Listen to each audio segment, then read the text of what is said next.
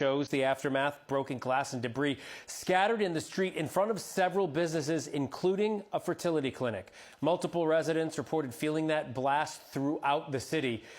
Joining us now is ABC's Christian Cordero and ABC News contributor and former CIA clinic there in Palm Springs. A car in a parking lot it appears is the source of that explosion.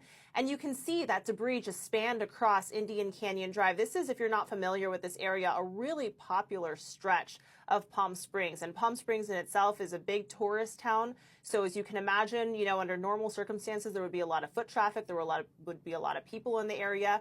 5 people have been injured. 1 person has been killed. It's unclear what kind of involvement, if any, that person had in the explosion. It's unclear if it was intentional. So there are a lot of questions here, Phil, as investigators are on the scene, both on this local, state, and federal level.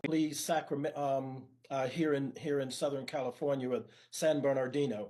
So if they have names, if they've had people who have issued threats against IVF clinics or any type of clinics in the past, of course they'll begin there.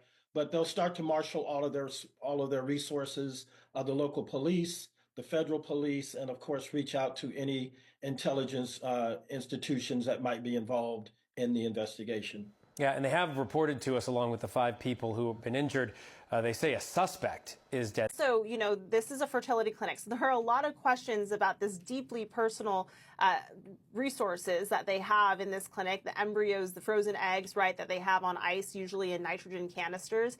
And so one of the big questions going into this was, what is the condition of that? Were they damaged? Are they protected from this kind of explosion? And they did say that none of their resources, including those frozen embryos and eggs, appear to be damaged. They seem to be in good condition. In their investigation, then say usually at 2 hours in? Well, most people who do things like this rent some type of vehicle. So there's a VIN number on the car. They might have been very quickly been able to determine who it belonged to, and maybe that person has some type of already known to the local authorities. That's the only thing that immediately